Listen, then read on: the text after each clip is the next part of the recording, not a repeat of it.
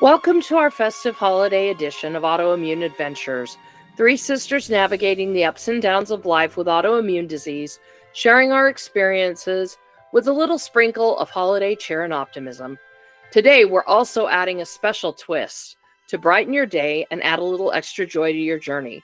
We hope that even in the smallest way, this episode helps you navigate your journey with warmth and hope. Wishing you joy, peace, and good health as you celebrate the holiday season.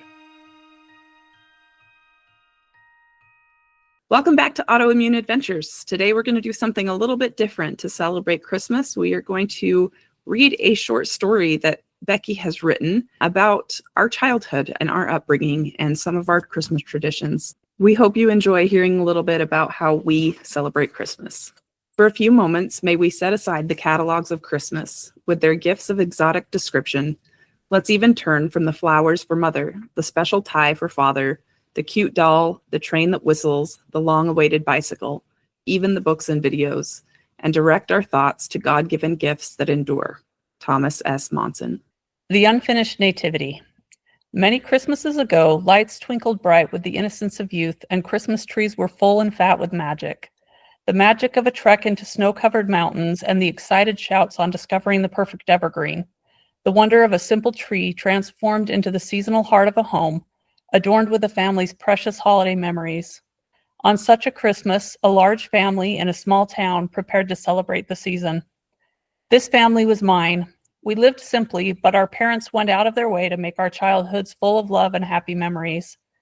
Dad had steady, but not always very lucrative work as an accountant. He and our mother managed to provide a comfortable home and all the other necessities of life, but we lived a hand-me-down, homemade, bargain shopping kind of life. Don't eat it. I want to display it until Christmas. That was a tall order for 5 young children, but the way our mother firmly insisted while silently begging with her eyes stopped us in our sugar-loving tracks. We all stared at the marvelous gift of white chocolate beautifully molded into a full nativity scene. Our friendly little neighborhood had a tradition of exchanging treat plates or small gifts with each other at Christmas. It was a tradition that we loved. Mom and Dad set aside money every year for it. My mother was an amazing cook, and at Christmas, the candy and other goodies she made filled our home with sweet aromas that left our mouths watering through most of the month of December. Homemade fudge, English toffee, peanut brittle, divinity, suckers, hand-dipped chocolates, and a variety of cookies and sweetbreads were eagerly awaited by not only our neighbors, but co-workers, church, and school friends as well. We portioned the sweets out carefully because once the budget for ingredients was spent, there was not any money for more. I'll make something to keep it safe, my elder brother Jonathan said. He enjoyed building and fixing things, and he set to work fashioning a cardboard box into a sort of display case for the candy nativity. When it was complete, we put the candy nativity in a place of honor in our front room. This was the first nativity I remember us having, and obviously it was short-lived, as it quickly disappeared after Christmas Day. Christmases were never extravagant, but despite our limited funds, my parents always made them magical. Up until I was 8, our tree was a green plastic affair that only resembled a real evergreen if you were standing at a distance. We loved it regardless, and with the encouragement, help, and creativity of our parents, we decorated its branches with paper chains, strings of popcorn garland, and salt clay ornaments. There were a few old glass and glitter ornaments put up in the higher branches to avoid the hands of busy toddlers, and my favorite, the wooden clothespin soldiers crafted by my mother. Of course, there were also every paper, yarn, and popsicle stick creation that the 5 of us children had made in school, church, or at home.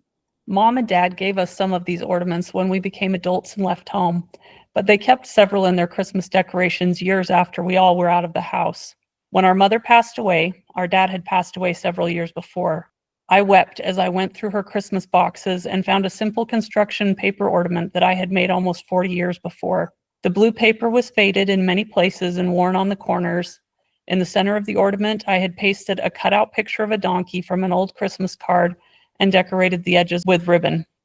We never understood it as children, but what a blessing it was to have parents who cared more about our feelings and encouraging our creativity than having an elegant, color-coordinated Christmas tree. After moving to southern Utah, we switched out our plastic Christmas tree for a yearly tree cutting permit. which led to the beloved tradition of driving into the mountains to find the perfect tree. Perfect for our family meant full and fat, with plenty of room for our mismatched menagerie of ornaments. Mom would bring a big thermos of hot cocoa, and we would all pile into the family car and head into the mountains. We would excitedly run to a tree that looked good, and everyone would chime in. Was it too tall to put the star on? Was this side too bare? Did it lean a little bit too far to the left? Sometimes we'd think we had found just the right one, but inevitably, Dad would look under the bushy branches and shake his head. Nope, it's double trunked. It won't fit the tree stand. We would sigh in disappointment and then laugh, because Dad shaking his head and saying it's not the right one had to happen at least once or twice before we really did find the right one. When we did, we would take turns helping saw the trunk, dragging the tree back to the car through the snow, and then strapping it to the roof.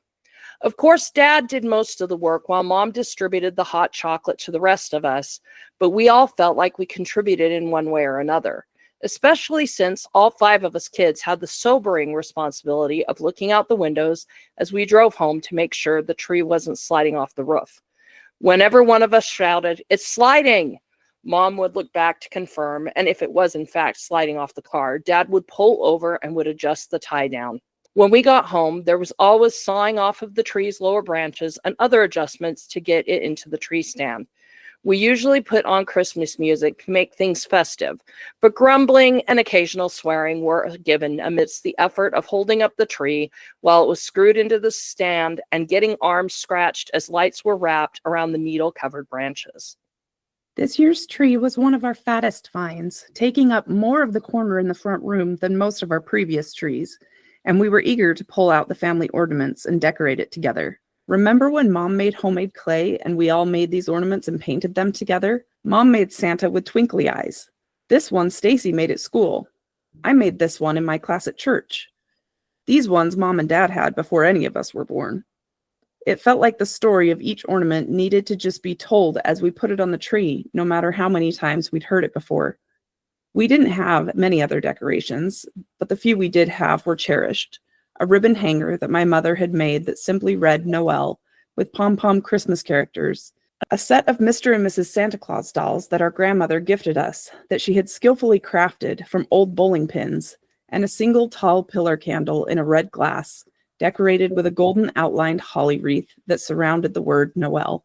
That candle was its own little Christmas miracle, easily lasting for 20 plus years because my mother loved it and only burned it for short intervals each Christmas season. The smell was a mixture of pine, cranberry, and spices that to this day invokes all the pleasant memories of the Christmases of my past. It never ceased to amaze me that the scent still burned strong even when it was down to the last inch of wax. As the years passed, we acquired a few new decorations. Wooden reindeer my uncle had made, snowmen made by a neighborhood friend. But the one decoration my parents had wanted but hadn't acquired was a nativity.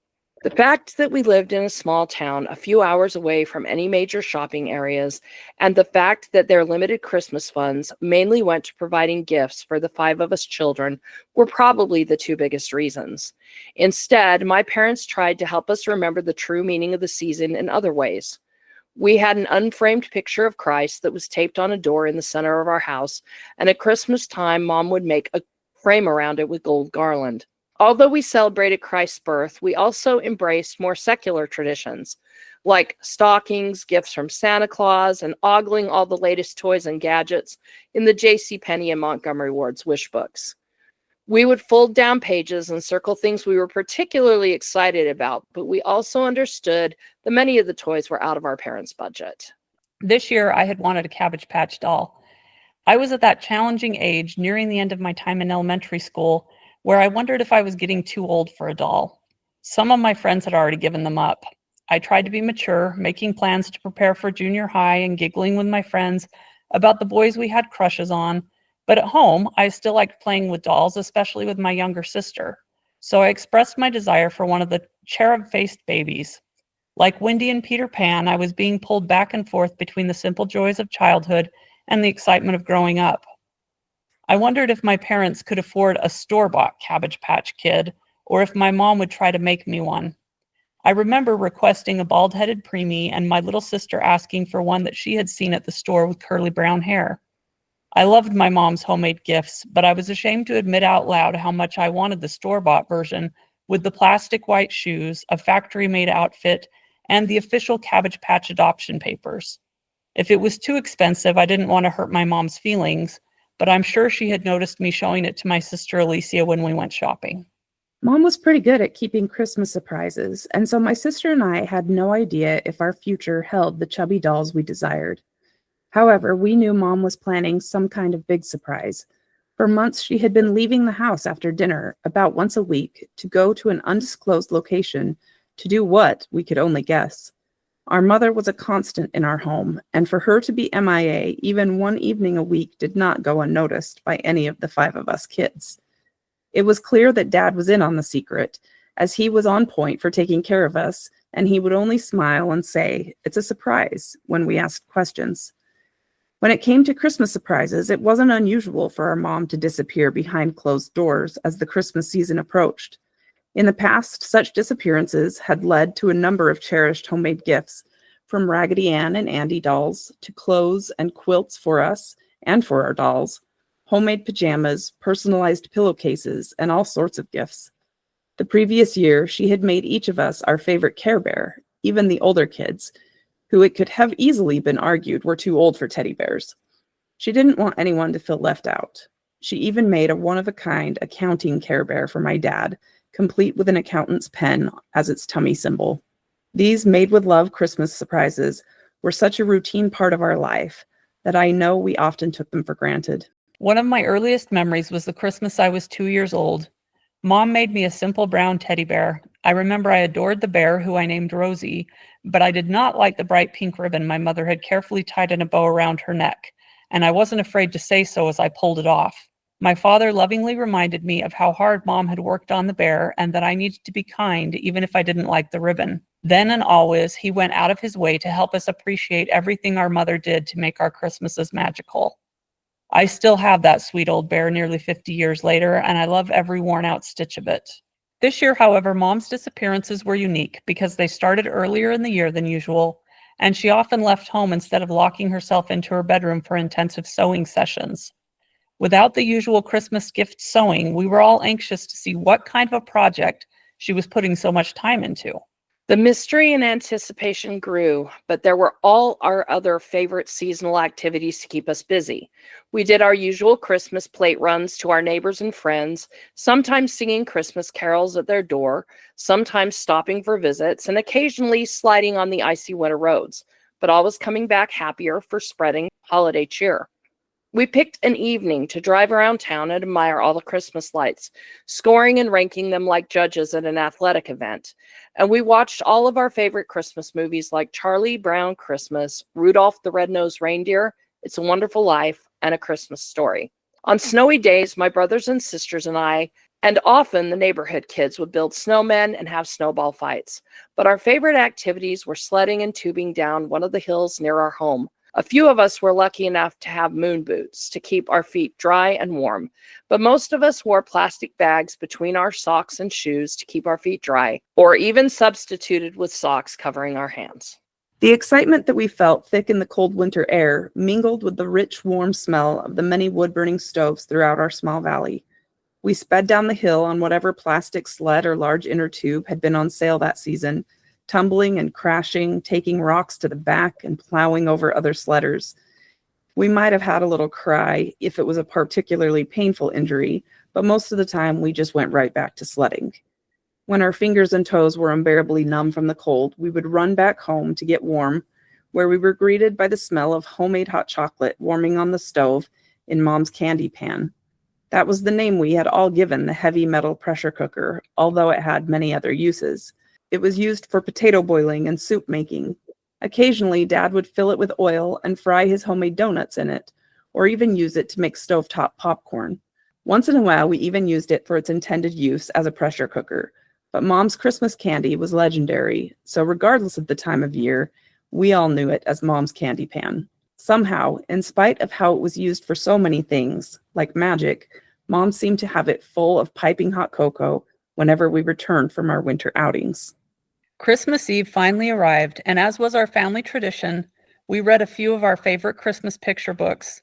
Then our father opened the large white family Bible, adjusted his glasses, and with his deep bass voice, reverently read the Nativity story in Luke 2. As an adult, this passage seems quite short, but as a child eager for the more material aspects of Christmas, it seemed to last forever. I do remember that I always loved the part where the angel speaks to the shepherds, "Fear not, for behold, I bring you good tidings of great joy, which shall be to all people."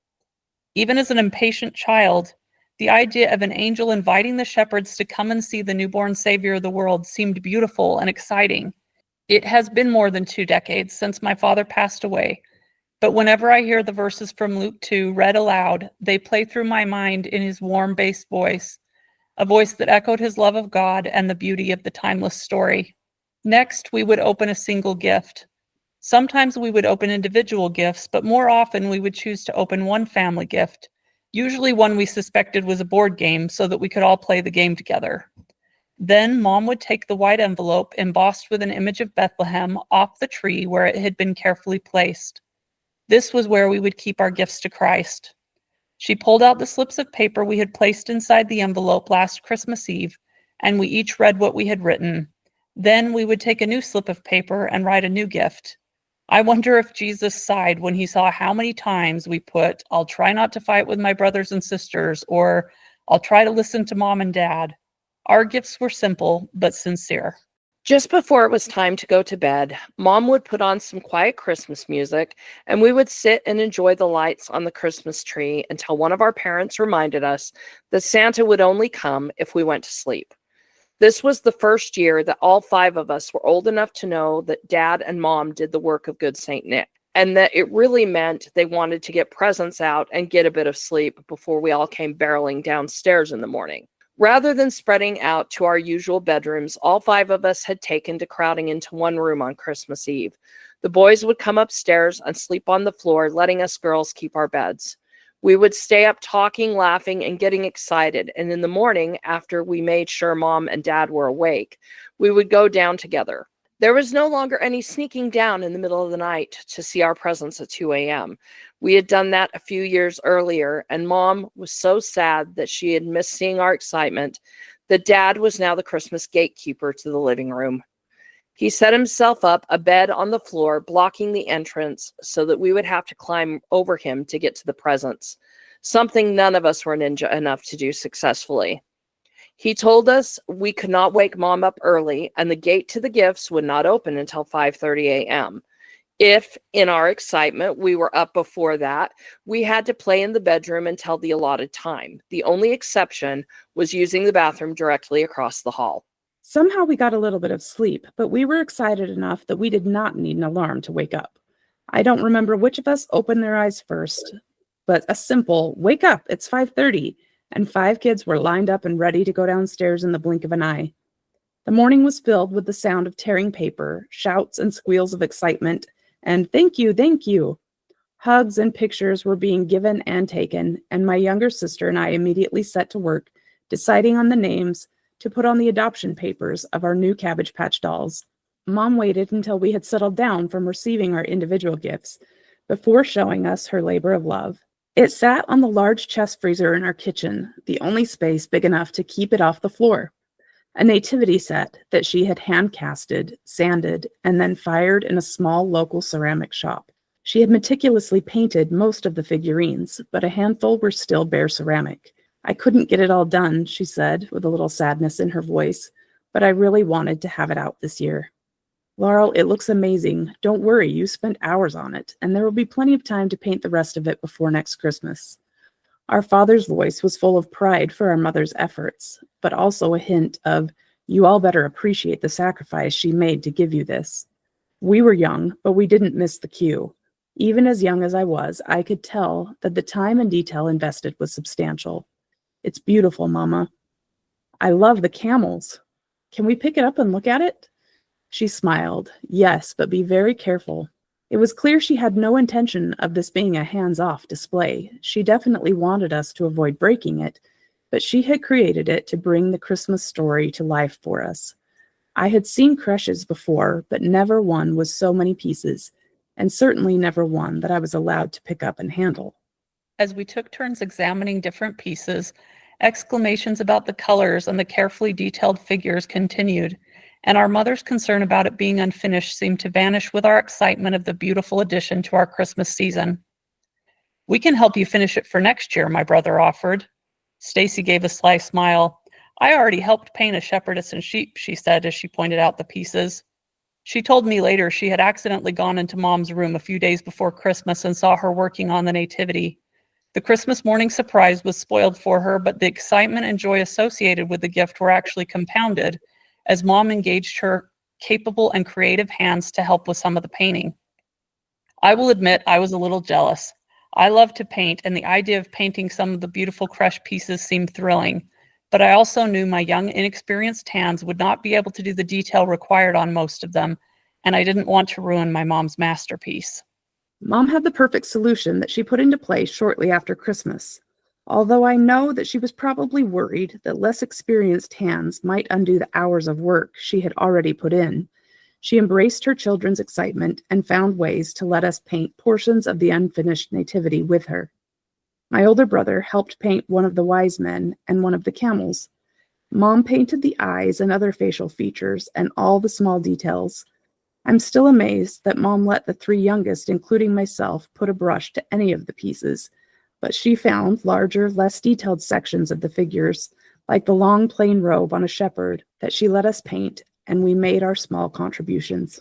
The following Christmas, the Nativity was fully painted, but it wasn't long before we realized it would never be truly complete. Our mother always had things she wanted to add to it. One year, she replaced the simple gold tinsel she had been placing around it to a plush green that looked almost like grass. She added lights and a star above the Holy Family.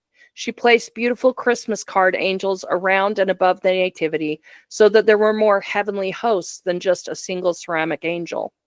Mom wasn't the only one who added to the Nativity.